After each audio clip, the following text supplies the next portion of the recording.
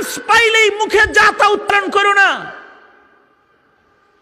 খোদার দেয়া মুখ মনে করো তোমার, হ্যাঁ, মুখে যা আসে তাই বলো। আল্লাহর বিরুদ্ধেও বলো, ইসলামের বিরুদ্ধেও বলো, কোরআনের বিরুদ্ধেও বলো। জিভ টেনে ছিঁড়ে ফেলা হবে হাসরের মাঠে, জিভ টেনে ছিঁড়ে ফেলা হবে। রাজনীতি করো, নেতাগিরি করতে যায় জবান দরাজ হয়ে গেছে। যাকে তাকে গালি করো, যাকে তাকে তিরস্কার করো, মুখ সামলায় কথা বলবা, সামলায় কথা বলবা। কলম পাইছো আর যা তা লেখো, সাবধানতার সাথে লিখবা। প্রতিটি শব্দ, প্রতিটি অক্ষরের ওজন মিজানের পালায় হবে।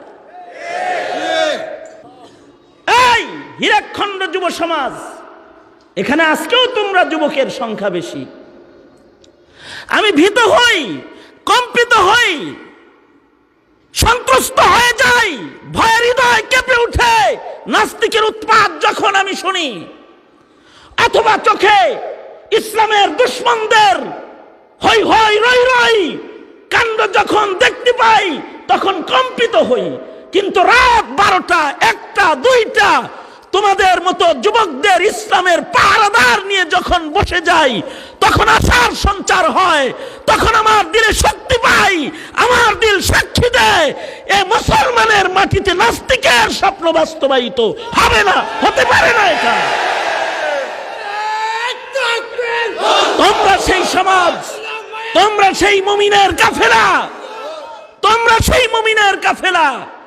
যারা যুবকেরা এখানে এসেছো তাদেরকে বলছি, মুফতি আজম শফি রহমতুল্লাহ আলাইহির একটি বক্তব্যকে দিলে গেঁথে নিয়ে যাও। মুফতি আজম শফি রহমতুল্লাহ আলাইহি বলেন, বান্দার মুখের কথা যেমন ওজন হবে, বান্দার কলমের লেখা ওজন হবে।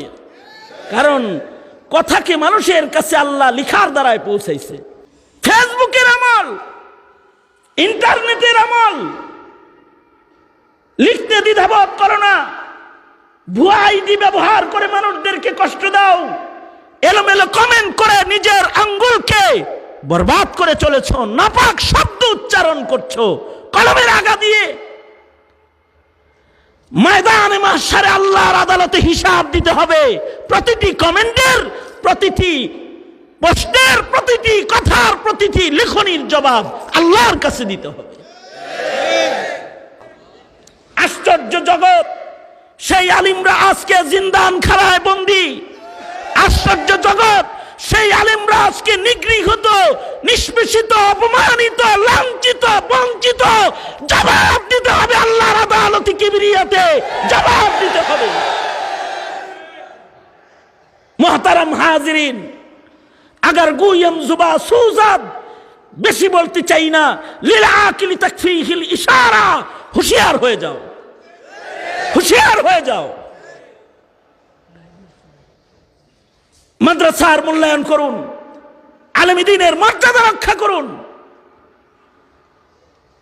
12:30টায় আমার টিকিট কাটা, সময় থাকলে আমি আরো কথা বলতাম, কিন্তু এই রামধা জামিয়ার প্রোগ্রামকে প্রতিনিয়ত, গতবারও এর পূর্বেও আমি এসেছি, কমিটির সদস্যরা তাদের রাজনৈতিক দল মত ভুলে গিয়ে আলেমদেরকে শ্রদ্ধা করে, আমি জানি। সুতরাং আজকের আগমনী তো শেষ, এরকম কি নয়? হায়াত বাকি তো মুলাকাত বাকি। তো আমার যুব শক্তি, আমার দেশের মধ্যে মুমিন যাদেরকে চোখে আঙ্গুলি দিয়ে দেখালাম, তোমাদের এই দৃষ্টি প্রশস্ত রাখবা তো ইনশাআল্লাহ? বাস, তোমাদের দৃষ্টি যদি প্রশস্ত হয় তো আইয়ুবী নয়, এমন লাখো আলেম দ্বীন কবরে শুয়েও তারা শান্তি পাবে, তারা জেলের তালাবদ্ধ হয়েও শান্তি পাবে। যদি তোমাদের দৃষ্টি খুলে যায়, তারা জালিমের জুলুম বরদাস্ত করেও নাজাত পাবে, শান্তি পাবে, তৃপ্তি পাবে, যদি তোমাদের চক্ষু খোলা রয়। আল্লাহ তাআলা সকলকে সজাগ হওয়ার তৌফিক দান করেন, সহি বুঝ বুঝার তৌফিক দান করেন। এ কামনা রেখেই আমি আমার সংক্ষিপ্ত কথা এখানেই গুটিয়ে নেব। जो कुछ हुआ या रब तेरे करम से हुआ, जो कुछ होगा तेरे करम से ही होगा। আল্লাহ তাআলা চাইলেই হিদায়াতের পথে চলা সম্ভব। আল্লাহ আমাদের সবাইকে কবুল আর মঞ্জুর করেন। আমিন সুম্মা আমিন ওয়া আখিরু দাওয়ানা আনিল হামদুলিল্লাহি রাব্বিল আলামিন।